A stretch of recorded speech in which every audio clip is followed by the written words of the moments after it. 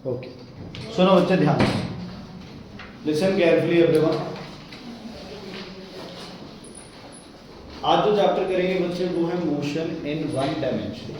Motion in one dimension बिल्कुल simple सीधा साधा चीजें हैं, लेकिन तुम्हें समझ होनी बहुत जरूरी है, ठीक है। फालतू की जो भी अपने दिमाग के अंदर है चीजें उनको निकाल के बच्चे प्रॉपरली सुन लो, क्योंकि जो अब हम चीजें बोलने वाले हैं या करने वाले हैं वो देखने में सुनने में बड़ी इजी है, लेकिन वो आगे जहाँ अप्लाई करनी होगी एडमन जी वहाँ थोड़ी सी क्या हो जाएगी, मुसीबत हो जाएगी, ठीक है। तो सबसे पहले मैं इस चैप्टर का मतलब समझाना चाहता हूँ तुम्हें, मोशन इन वन डायमेंशंस, ठीक है। डायमेंशंस क्या है? 3D 2D 1D। जैसे किसी की अगर अकेली लेंथ ब्रेड्थ हाइट नोट करते हैं तो वो क्या है, 1 डायमेंशन। अगर एरिया करते हैं तो वो क्या है, 2 डायमेंशन। अगर वॉल्यूम करते हैं तो वो क्या है, 3 डायमेंशन, है ना। मोशन इन 1 डायमेंशन का मतलब मैं इसको थोड़ा सा आपको वैसे भी समझाना चाहता हूँ। सुनो क्या कर रहे हैं, कॉपी सुन लो ना ध्यान से। जैसे बच्चे अगर आप कोई फोटोग्राफ देख रहे हो तो वो क्या है, 1 डायमेंशन। अगर आप कोई वीडियो देख रहे हो तो वो क्या है, 2 डायमेंशन। अगर आप कोई 3D पिक्चर देख रहे हो तो वो क्या है, 3 डायमेंशन। जैसे क्या होता है बच्चे, अपने पास जो फोटोग्राफ है वो एक स्टिल फोटोग्राफ है, वो 1 डायमेंशन है, ठीक है। अगर वो फोटोग्राफ, अगर वीडियो देख रहे हो तो चीजें इधर भी जा रही हैं, इधर भी जा रही हैं, स्क्रीन पे ऊपर जा रही है, नीचे आ रही है। हाँ ठीक है, हमें देखने को लगता है स्क्रीन पे पीछे जा रही है, आगे आ रही है, लेकिन स्क्रीन में पीछे जगह ही नहीं है, कहाँ जा रही है वो तो एक तरह से ऑप्टिकल क्या है, इल्यूजन है आपकी। स्क्रीन पे देखो तो आप चीजें आपको इधर जाती दिखेगी, ऊपर नीचे। तो अगर आप राइट लेफ्ट मूव कर रहे हो और साथ में आगे या पीछे मूव कर रहे हो, या राइट लेफ्ट के साथ आप अप डाउन मूव कर रहे हो, है ना, या अप डाउन के साथ आप आगे पीछे मूव कर रहे हो, तो ये कितनी डायमेंशन हो गई, 2। मतलब या तो आप एक्स एक्सिस में जा रहे हो तो 1 है, अकेली वाई में 1 है, अकेली जेड एक्सिस 1 है। लेकिन अगर एक्स और वाई में जा रहे हो या वाई जेड में जा रहे हो या एक्स जेड में जा रहे हो तो ये क्या हो गई आपके पास, 2 डायमेंशन। अब बात करते हैं 3 डायमेंशन। ध्यान देना, मेरा हाथ ऐसे मूव कर रहा है अर्श ऊपर की तरफ, तो कैसे मूव कर रहा है मेरा हाथ, अप प्लस किधर जा रहा है तुम्हारे हिसाब से, राइट। तो ये कितनी डायमेंशन हो गई, 2 डायमेंशन। कितनी डायमेंशन हो गई, 2। ऊपर भी जा रहा है वाई एक्सिस में और इधर भी जा रहा है, तो ये क्या होगी, 2 डायमेंशन। अच्छा, अब ये कौन सी डायमेंशन है, ऊपर भी जा रहा है, राइट भी जा रहा है और तुम्हारी तरफ भी आ रहा है, तो ये कितनी डायमेंशन हो गई, 3। इसीलिए बच्चे जब 3D मूवी कोई देखने जाते हो तुम तो ऐसे लगता है कि उसमें स्क्रीन में से कोई निकल के ही ऐसे बाहर आ, ऐसे लगता है कि लड़ाई यहीं हो रही है अपने कदमों में, है ना, होता है ना मन, लगता है ना कैटरीना कैफ यही मेरे आगे यहीं पे ही डांस कर रही है ना। जो जिसकी सोच हम वैसे ही एक्सप्लेन कर सकते हैं। हाँ जी ठीक है बच्चे, तो क्या हो गया, ये क्या हो गया, 3 डायमेंशन। मोशन और रेस्ट क्या है, मोशन और rest, are you at rest और in motion, you are in motion, okay. चलो मैं समर को लेके सिरसा जा रहा था बस में, मुझे फोन किया हरमन ने, कहता सर आज समर को उठाना। बताओ समर आपके साथ है? मैंने कहा हाँ मेरे साथ ही है। तो कहता समर भाग तो नहीं रहा? मैंने कहा ना बिल्कुल भी नहीं, बिल्कुल मेरे साथ बैठा, कहीं नहीं भाग रहा। हरमन कहता सर बस मैं 5 मिनट में आया। हरमन रोड पे खड़ा हो गया, ऐसे देखता है तो समर 60-70 की स्पीड से जा रहा है। हरमन मुझे फिर फोन करता है, कहता सर आप तो कह रहे थे कि हरमन बिल्कुल भाग नहीं रहा है, वो समर भाग नहीं रहा है, वो तो उसी जगह पे है, लेकिन समर तो 60 की स्पीड से चल रहा है। मैं कहता हूँ यार तेरा दिमाग खराब है, मेरे सामने बैठा है, बिल्कुल कोई स्पीड से नहीं चल रहा, कौन सही है कौन गलत है?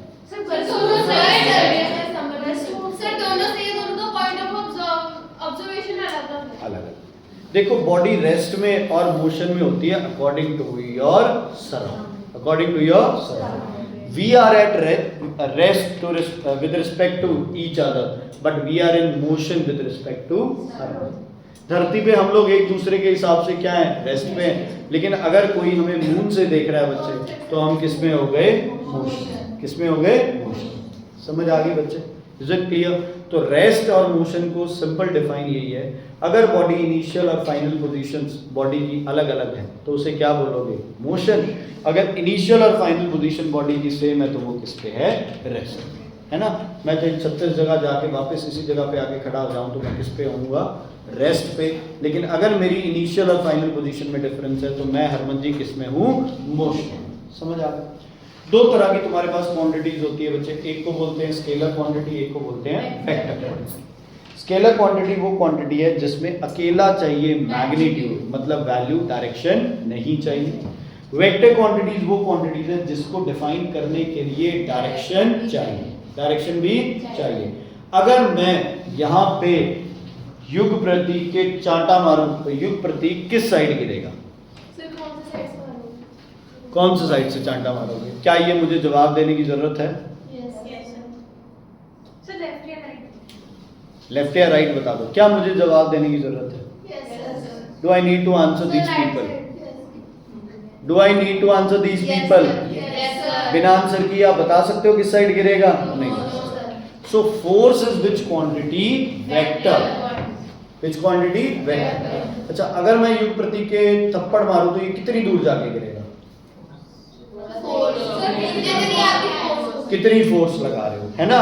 तो अगर मैग्नीट्यूड कितना और किस डायरेक्शन में लग रहा हो, ऐसी क्वांटिटीज को बोलते हैं वेक्टर।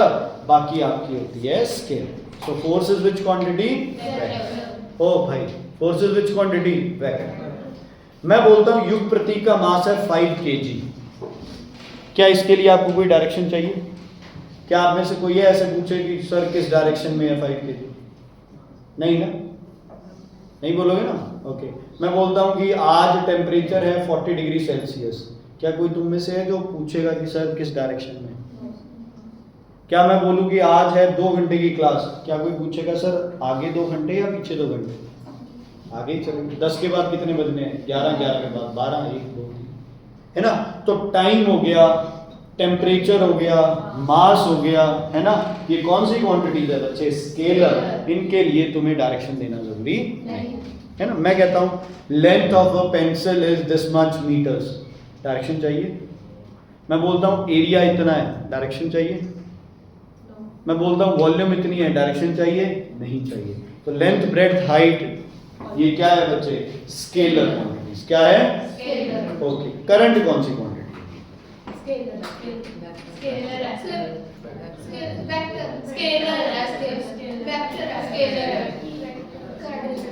करंट क्या है? स्केलर है, वेक्टर है। एरो किधर लगाऊं?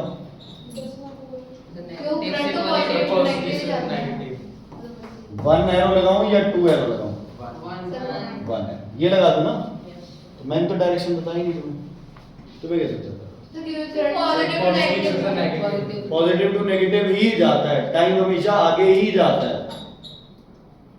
क्या बोले? हाँ, करंट हमेशा पॉजिटिव टू नेगेटिव ही जाता है। करंट को बताने के लिए डायरेक्शन चाहिए? नहीं चाहिए। ऑटोमेटिकली क्या है? अंडरस्टूड है। ऑटोमेटिकली क्या है?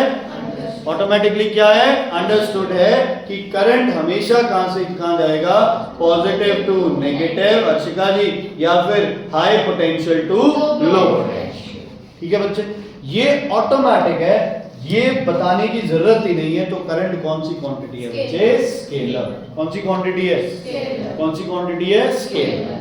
ठीक है, जैसे पॉजिटिव पॉजिटिव होता है, पॉजिटिव मल्टीप्लिकेशन में, पॉजिटिव नेगेटिव होता है, नेगेटिव नेगेटिव होता है पॉजिटिव। ऐसे स्केलर वेक्टर का प्रोडक्ट वेक्टर, वेक्टर स्केलर का प्रोडक्ट वेक्टर, एक ही गल होगी ना। Scalar vector vector, vector scalar vector, scalar into scalar scalar, vector into vector scalar, vector into vector scalar, plus minus 1। ठीक है, plus plus plus, plus minus minus, plus minus minus, minus minus plus. तो same होंगे तो हमेशा क्या आएगी बच्चे? आपके पास स्केलर आएगी। डिफरेंट होंगे तो आपके पास क्या आएगी? क्लियर है? अब स्कूल आते हैं हम, जब स्कूल में एंटर करेंगे पहले वो पक्का पाथ आएगा शेड क्रॉस करने के बाद, फिर हम लेफ्ट जाएंगे, फिर पक्का रास्ता एक और आएगा जहाँ वो 5, 7, 10 लोगों को इकट्ठा करके खड़ा कर देते हैं और वो कहते हैं हैंड्स एट द बैक और टाइगर दिस इज और डोंट पुश और ये चल कुछ बोल रहे हो। उस पक्के रास्ते पे जाते हैं, फिर आप दोबारा राइट मुड़ते हो और फिर वो सीढ़ियाँ या आपको लेफ्ट वाली सीढ़ियाँ तो लेफ्ट वाली सीढ़ियाँ। ठीक है बच्चे, क्या जब आप पहला पक्का पाथ क्रॉस करते हो तो तुम्हें वो ग्राउंड में सीधा रास्ता दिखाई देता है, तुम्हारा मन करता है यार भाग के सीधे ही चले जाओ, क्यों करता है ना मन? लेकिन तुम उस रास्ते में बीच रास्ते से भी जाते हो, वहां से कहीं से फिसल बसती है, कहीं से गालियां आती है, जूते चप्पल आते हैं और तुम भागते हुए निकल जाते हो।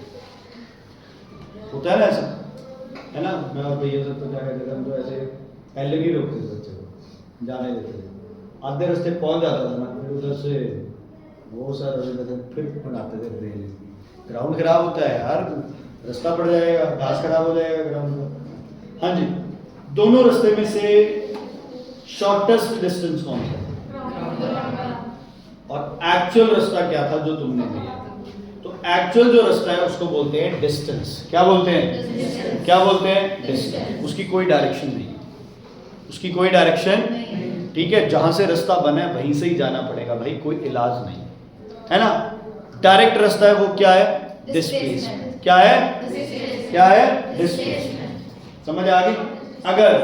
अगर मुझे मेरे साथ वाले टीचर को गोली मारनी हो तो मैं यहां से रास्ता नहीं जाऊंगा, मैं सीधा यहां से शूट करूंगा। यस और नो? दिस इज डिस्प्लेसमेंट, है ना? और अगर मुझे जाके कोई सामान उनको जाके पकड़ाना होगा तो मैं यहां से जाऊंगा, दिस इज डिस्प्लेसमेंट। समझ आ गई? आप स्कूल जैसे जाते हो रोज अपने घर से, दैट इज डिस्टेंस, है ना?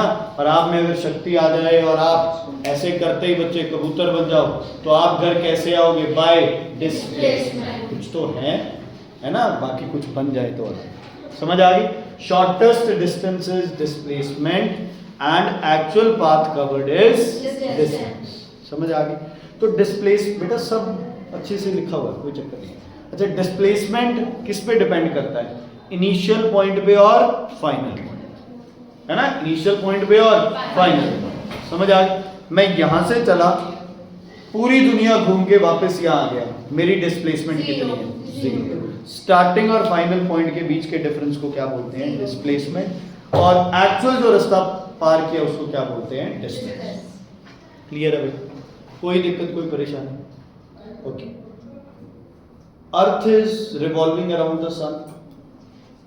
आज अर्थ चली है कहीं से, और 1 साल बाद जब वो किसी पॉइंट पे आएगी तब उसकी डिस्प्लेसमेंट क्या होगी? 0। क्या होगी? 0। क्यों? इनिशियल और फाइनल पॉइंट क्या है? सेम। इनिशियल और फाइनल पॉइंट क्या है? तो सर्कुलर मोशन की डिस्प्लेसमेंट कितनी होती है बच्चे? 0। ठीक है? आपके पास एक राइट एंगल ट्राइंगल है ना? आपके पास क्या है बेटा? राइट एंगल ट्राइंगल है।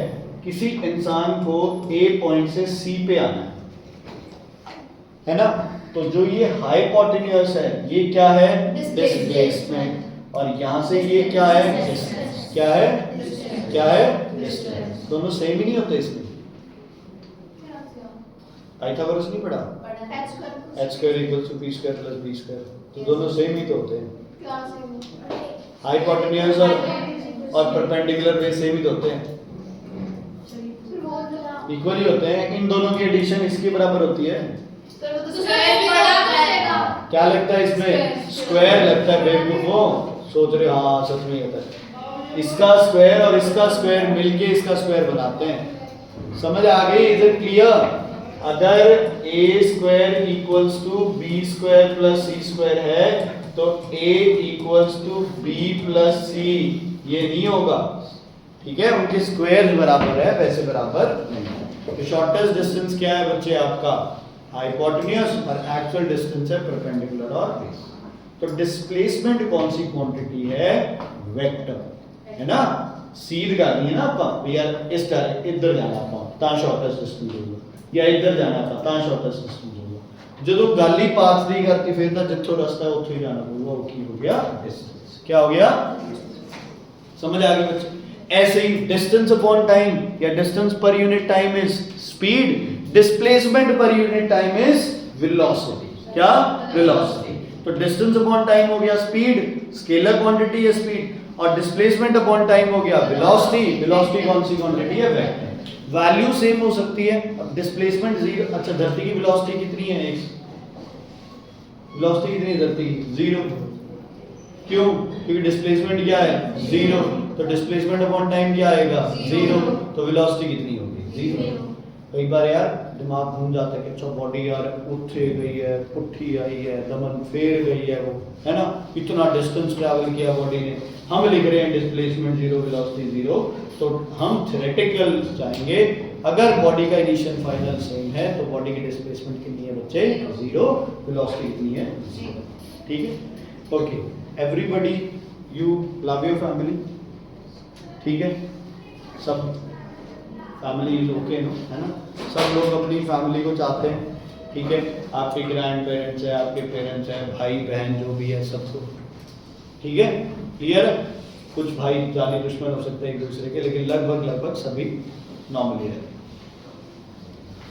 तुम्हें पता है तुम्हारे घर वाले बहुत ज़्यादा सेल्फिश है, बहुत ज़्यादा सेल्फिश है तुम्हारे घर। मैं अभी आपको प्रूव कर दूंगा एक पॉइंट। घर जाना आज शाम को, जब घर वाले खाना वाना खा रहे हो, मूड थोड़ा सा खराब हो, तो एक स्टोन लेना, उसके साथ एक थ्रेड टाई कर लेना, है ना, और जहां पूरा जैसे कोई डिस्कशन चल रहा हो या बहुत सीरियस बात हो रही हो, वहां पे जाके उस स्टोन को ऐसे घुमाने लगा।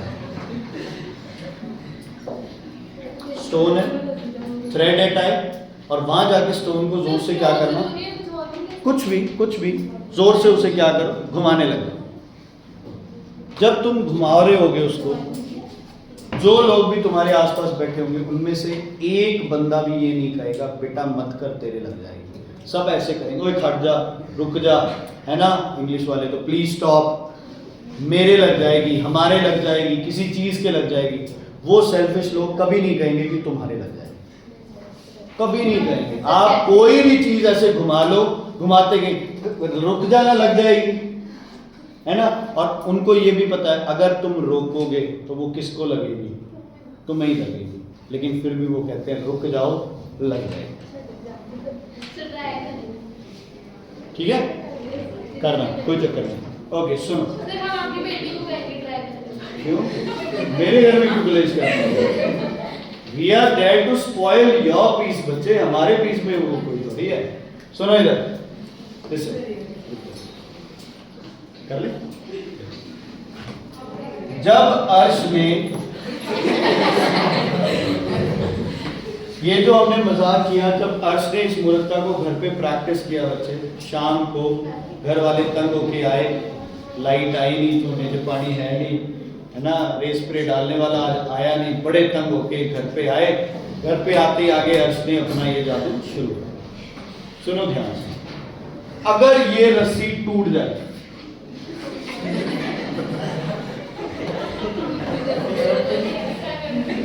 एक, दो, तीन, इधर इस डायरेक्शन, इधर तो नहीं गिरेगा ना पत्थर, वापस तो नहीं जाएगा।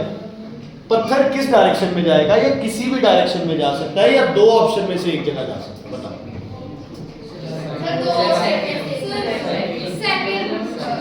1 और 2।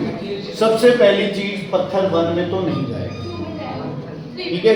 आपके घर वालों को पता था कि घुमाते हुए आपकी चोट नहीं लगेगी, उन्हें पता था, they are not selfish, but उन्हें पता है भाई अगर मेरे लग गई तो फिर मैं तेरा क्या बनाऊंगा, वो जुल्म है, तो बेटर है तू मेरा बचाव रख, मैं तेरा बचाव रख, ठीक है बच्चे। तो जैसे ही ये टूटेगा बच्चे, पत्थर वापस नहीं आएगा। अब ऑप्शन बचते हैं 2। कभी भी नोटिस करना बच्चे, वो पत्थर इसमें नहीं आएगा, वो इस डायरेक्शन, है ना। ध्यान से सुनना, ध्यान से देखो। जब बाइक का टायर घूमता है ना, मान लो आप कभी भी है ना, आज घर जाते हुए चेक करना, आपके आगे जो बाइक स्कूटी वाला जा रहा है, अगर उसके टायर से पानी आ रहा है ना, तो वो पानी मतलब अगर पानी से वो बाइक पास कर रही है तो पानी इस डायरेक्शन में है ना, वो पानी ऊपर, हाँ तो पीछे आएगा, फिर मुंह पे आगे लगेगा, वो ऊपर नहीं जाएगा, इधर नहीं जाएगा, यहां से ऐसे आता है ना। कभी भी कोई भी बॉडी बेटा किस मोशन में हो, सर्कुलर मोशन में हो, किसी भी पॉइंट पे उसका डायरेक्शन क्या होता है, इधर। स्टोन हर बार सीधा आने की कोशिश कर रहा था, लेकिन उससे क्या बंधी हुई थी, रस्सी, जो हर बार उसे अंदर की तरफ, यहां से भी सीधा, यहां से भी सीधा, यहां से भी सीधा। और ये क्या है, इस सर्कल पे क्या बना रहा हूं मैं, सर्कल पे क्या बना रहा हूं, ये लाइनें क्या होती है सर्कल पे, टेंजेंट। क्या होती है, जैसे मैग्नेटिक फील्ड लाइंस व कर्व्स, और इनका टेंजेंट अपने को इनकी क्या बताता है, डायरेक्शन। वैसे सर्कुलर मोशन भी एक कर्व है, और इस पे अगर अपने को डायरेक्शन चाहिए तो आप इस पे क्या बनाएंगे, टेंजेंट। क्या बनाएंगे, टेंजेंट। तो लिखो the direction of motion, the direction of motion, the direction of motion at any point in a circular motion, the direction of motion at any point in a circular motion, at any point in a circular motion is tangential, T tangent लिख के आइए, is tangential to the, is tangential to the circular path। और नीचे ये बना भी देना, is tangential to the circular path, is tangential to the circular path।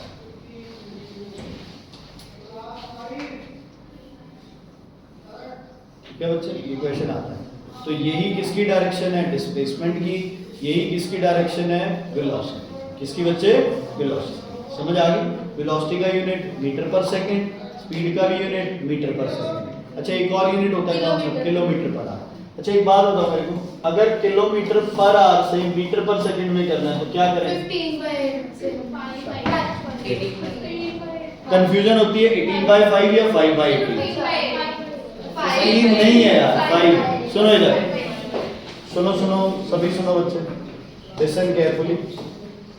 अगर, अच्छा मुझे बताओ दोनों में से छोटा यूनिट कौन सा है, मीटर। तो बड़े से किधर जा रहे हो, छोटे की तरफ, तो ऊपर नंबर क्या आएगा, छोटा। ठीक है, अगर तुम जा रहे हो बेटा छोटे से किसकी तरफ, बड़े की तरफ, तो ऊपर नंबर क्या आएगा, बड़ा। ठीक है, ऐसे याद रखो। किलोमीटर बड़ा है, मीटर छोटा है। जब मीटर चेक करोगे तो 5/18, किलोमीटर चेक करना है था 18/5। ठीक है, ये इनके यूनिट्स। ओके, उस तो बाद एक और टर्म है बेटा, एक्सेलरेशन। क्या होती है एक्सेलरेशन, ठीक, क्या होती क्या है एक्सेलरेशन, वेलोसिटी कितनी चेंज हो रही है। व्हाट इज एक्सेलरेशन, वेलोसिटी कितनी चेंज हो रही है, उसको क्या बोलते हैं आप, एक्सेलरेशन। किसी भी चीज की वेलोसिटी है ना, बढ़ रही है, या चाहे वेलोसिटी क्या हो रही है, कम हो रही है, उसको कम हो रही है तो उसको बोलते हैं रिटार्डेशन, बढ़ रही है तो उसको क्या बोलते हैं, एक्सेलरेशन। क्या बोलते हैं, क्या बोलते हैं, एक्सेलरेशन। बात समझ आ गई बच्चे। मान लो किसी की स्पीड सी 10 मीटर पर सेकंड, 10 तो बाद की होगी 20, फिर होगी 30, फिर होगी 40, फिर होगी 50। वेलोसिटी बढ़ती जाएगी तो उसको आप क्या बोलोगे, एक्सेलरेशन। वेलोसिटी कम हो रही है तो उसको क्या बोलोगे, रिटार्डेशन। बोलो रिटार्डेशन, बोलो रिटार्डेशन। वेलोसिटी बढ़ रही है, एक्सेलरेशन। वेलोसिटी कम हो रही है, रिटार्डेशन। वेलोसिटी चेंज नहीं हो रही है तो एक्सेलरेशन क्या होगी, जीरो। एक्सेलरेशन क्या होगी, जीरो। तो अगर एक्सेलरेशन जीरो है तो समझ लो नो चेंज इन, बोलो नो चेंज इन वेलोसिटी। और अगर एक्सेलरेशन इज नॉन जीरो मतलब there is change in velocity. अगर नो चेंज है तो वेलोसिटी क्या है बच्चे, यूनिफॉर्म वेलोसिटी। और अगर चेंज हो रहा है तो ये क्या है आपका, non uniform velocity. Non uniform velocity.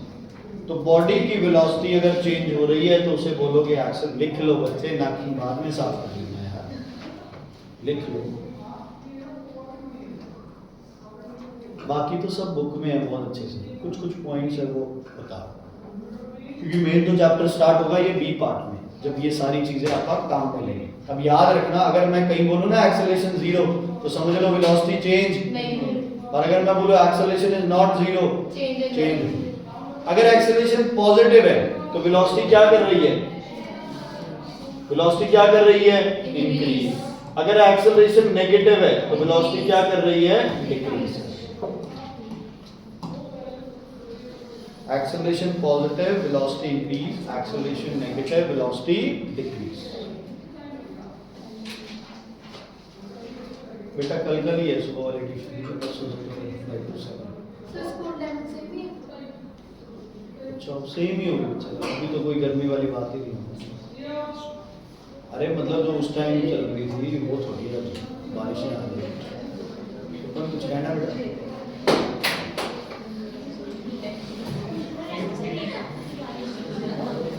Delete करवा लेंगे, ठीक से डबल टिक हो गया।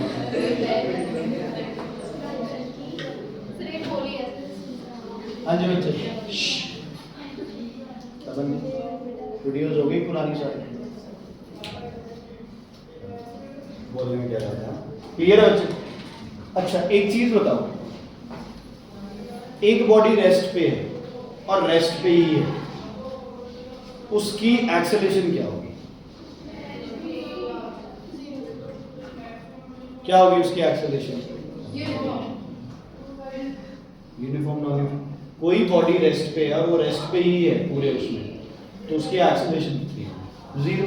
पहले वेलोसिटी कितनी थी? रेस्ट पे वेलोसिटी कितनी है?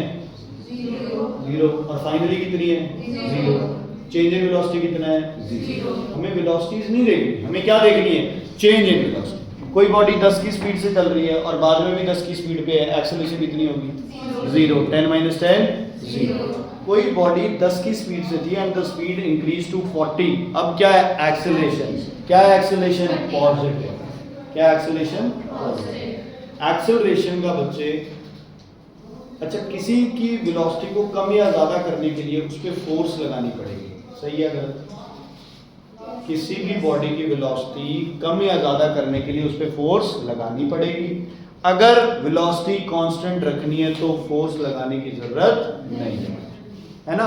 तुम निकम्मे हो, तुम्हें निकम्मे रखने के लिए कोई फोर्स चाहिए? नहीं। तुम निकम्मे और तुम्हें बढ़िया काम लगाने के लिए फोर्स चाहिए? चाहिए बच्चे। समझ आ गई? Is it clear? तुम्हें बोले कि शोर मचाने के लिए एक टीचर रखा है तुम्हारे लिए, चाहिए तुम्हें? नहीं चाहिए। और कोई बोले कि अच्छा तुम्हें पढ़ाने के लिए टीचर रखा है, तो हाँ उसके लिए चाहिए। तो एक्सेलरेशन करवाने के लिए क्या चाहिए?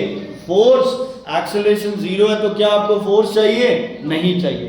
एक बड़ी कॉमन एक्सेलरेशन है सबके दिमाग पे, एक्सेलरेशन बोलो, ड्यू टू ग्रेविटी। ग्रेविटी क्या है बेटा? ग्रेविटी फोर्स ऑफ अट्रैक्शन है, किसकी? अर्थ की। किसकी फोर्स ऑफ ग्रेविटी क्या है? अट्रैक्शन है, किसकी? अर्थ की बच्चे, ठीक है? वैसे तो हर दो मास एक दूसरे को अट्रैक्ट करते हैं, ठीक है? यहाँ पे हम सब एक दूसरे को क्या कर रहे हैं बच्चे? अट्रैक्ट कर रहे हैं, ठीक है? इक्वल एंड ऑपोजिट फोर्स से। लेकिन हमारे मासेस इतने छोटे हैं कि जो अट्रैक्टिव पावर है वो ज्यादा नोटिसेबल नहीं है। धरती का मास इतना बड़ा है, हमारा मास इतना कम है, इसलिए धरती से हम क्या हो जाते हैं? अट्रैक्ट हो जाते हैं, लेकिन धरती हमारी तरफ अट्रैक्ट नहीं हो पाती क्योंकि मास बहुत बड़ा है। जिस फोर्स से धरती आपको अट्रैक्ट कर रही है ना, उसी फोर्स से आप भी धरती को अट्रैक्ट कर रहे हो, लेकिन पंगा क्या है? उसका मास इतना बड़ा है कि वो मूवमेंट नहीं करती। आपका मास छोटा है तो आप क्या करते हो? मूवमेंट करते हो, ठीक है?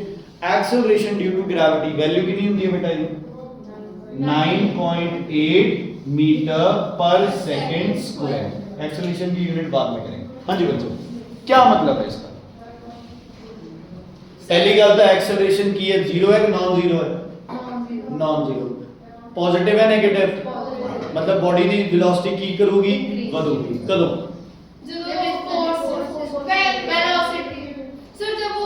ये क्या है? यार एक लाइन में बोलो।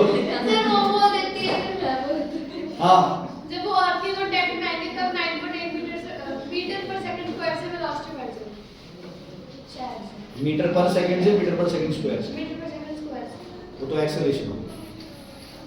एक्सेलरेशन बढ़ेगी, वेलोसिटी बढ़ेगी। सर वेलोसिटी ओ भाई सुन लेना अच्छे से, वेलोसिटी बढ़ेगी, एक्सेलरेशन बढ़ेगी, वेलोसिटी बढ़ेगी। धरती अपनी तरफ किसी चीज की वेलोसिटी 9.8 मीटर पर सेकंड से बढ़ा देती है। देखो एक्सेलरेशन सबसे पहले है नॉन जीरो, जीरो नहीं है, इसका मतलब वेलोसिटी क्या है, इंक्रीज, वेलोसिटी चेंज हो रही है। और एक्सेलरेशन पॉजिटिव है तो इसका मतलब वेलोसिटी क्या है, इंक्रीज हो रही है। ठीक है, तुम कह रहे हो कि कोई भी चीज धरती की तरफ आती है तो उसकी स्पीड 9.8 मीटर पर सेकंड से बढ़ जाती है, यही कह रहे हो कि कोई चीज अगर जीरो की स्पीड से चल रही है तो उसकी स्पीड 9.8 हो जाएगी जब तक वो धरती पे आएगी, यही कह रहे हो, यही है। मतलब मान लो आज तंग आके दिवांशु और तन्मय डिसाइड करते हैं कि सर को भी धक्का दे देना ऊपर बिल्डिंग से। तन्मय बहुत ज्यादा एक्साइटेड हो जाता है और मैं पहली मंजिल पे पहुंचता हूँ ना, वहीं से मेरे को पुश कर देता है, मैं गिर जाता हूँ। थोड़ी बहुत खरोचे आती है, फिर तन्मय को क्या बनाते हैं हम लोग, लेकिन ये क्या करता है, दिवांशु समझदार है, सब्र का फल मीठा होता है, तो जाने दे ऊपर जितना जाता है, ये ऊपर से मेरे को गिराता है। चोट किस केस में ज्यादा आएगी बच्चे, एक केस पता है अपने को ज्यादा ऊपर से गिरा, बट क्यों चोट क्यों ज्यादा आएगी, पोटेंशियल एनर्जी ज्यादा, वेरी गुड, मतलब अच्छा पॉइंट है। बट यहाँ अप्लाई, सर हाइट जितनी ज्यादा होती है उतनी ज्यादा स्पीड होती है। अभी तो आपने कहा स्पीड से 9.8 होती है सर मास भी ज्यादा है। अच्छा, मैं तीसरे फ्लोर पे जाता जाता 3 किलो बढ़ गया ना। नहीं सर, सर मास अगर मास ज्यादा है तो स्पीड ज्यादा हो जाएगी। सर मास से ग्रेविटी लगेगी, फोर्स लगेगी ना, ज्यादा मास से होगी क्योंकि मास ज्यादा दूर है तो चलो सर उसकी गोली में फोर्स लगेगी। ठीक है, सिंपल सी बात है। देखो वो भी सही कह रहा है, वो थोड़े और वे में कह रहा है, वो कह रहा है भी 1 kg मास होगा तो उस पर अलग फोर्स लगेगी, आपका मास ज़्यादा है तो उस पर ज़्यादा फोर्स लगेगी। बट बेटा एक्सेलरेशन तो 9.8 ही लगनी है। हाँ, फोर्स ज़्यादा भारी होगा तो फोर्स ज़्यादा लग जाएगी, लेकिन एक्सेलरेशन ड्यू टू ग्रेविटी कितनी रहनी, 9.8। ध्यान से सुनना मेरी बात। देखो बच्चे, इसके पीछे रीज़न क्या है, हर सेकंड जब एक बॉडी धरती की तरफ गिरती है, हर 1 सेकंड बाद उसकी स्पीड में 9.8 का एडिशन होता है। एडी स्पीड सी 0, एडी स्पीड भी 0 सी, 1 सेकंड बाद एडी स्पीड हो गई 9.8, इसकी स्पीड हो गई 9.8, 2 सेकंड बाद इसकी हो गई 19.6, इसकी हो गई 19.6, 3 सेकंड बाद हो गई 29.4, 4 सेकंड बाद हो गई कुछ 30, क्या आएगा 37 आएगा, 39 आएगा, 30 समझो, ठीक है, ये आ गया। तो जितना टाइम ज्यादा लेगा वो नीचे आने में, उतनी उसकी स्पीड क्या कर जाएगी, वेलोसिटी क्या कर जाएगी, ज्यादा स्पीड से आके वो नीचे गिरेगा। तो ज्यादा स्पीड से गिरेगा तो फोर्स भी ग्राउंड से क्या लगेगी, ज्यादा, और अगर धीरे गिरेगा तो फोर्स भी क्या लगेगी, कम लगेगी। अगर धरती की सारी जितनी भी आप ये लगा लो एयर है, जीरो कर दिया आप, वैक्यूम में ले जाए, 1 kg की बॉल है और 1 kg मेरे पास फेदर है, क्या है मेरे पास, फेदर, पंख है, 1 kg और 1 kg अपने पास है बॉल, वैक्यूम में, दोनों को मैं बराबर हाइट से छोड़ दूं, कौन पहले आएगा, दोनों बराबर टाइम पे, दोनों का वेट 1 kg, दोनों का मास क्या है 1 kg, दोनों पे फोर्स कितनी लगेगी 9.8 न्यूटन, दोनों बराबर आएंगे। लेकिन जब इनको आप हवा में कंपेयर करते हो तो फेदर्स क्या हैं, उन पे क्या लगती है, अपथ्रस्ट, फेदर्स हल्के हैं तो वो हवा में क्या आते हैं, धीरे। ये इकट्ठा मास है, डेंसिटी ज्यादा है, सारा मास फेदर में तो इतने ज्यादा हो जाएंगे 1 किलो, और जो आयरन बॉल है वो इतनी सी हो जाएगी। क्या चाहिए यार, आयरन बॉल इतनी सी हो जाएगी, तो इतनी बॉल क्या करेगी बच्चे, डेंसिटी ज्यादा है तो वो क्या करेगी, नीचे, क्या करेगी, नीचे। ठीक है, क्लियर है। तो 1 kg कोई भी मटेरियल हो, अगर वैक्यूम में है तो सारे क्या आएंगे, सेम। हर सेकंड सबकी स्पीड कितनी बढ़ेगी बच्चे, 9.8 मीटर पर सेकंड। तो आज से कोई आपसे पूछे भी ग्रेविटी 9.8 मीटर पर सेकंड स्क्वायर का क्या मतलब है, तो क्या बोलोगे, इसका मतलब है कि हर सेकंड जब कोई चीज धरती की तरफ गिरती है तो हर सेकंड उसकी स्पीड कितनी बढ़ती है, 9.8 मीटर पर सेकंड। समझ आ गई बच्चे। होमवर्क क्या है कल का, गैस लॉज की एक्सरसाइज करके आना। तुम पीछे चल रहे हो, उन्होंने गैस लॉस की एक्सरसाइज कर लिया और ये चैप्टर भी इतना हो गया।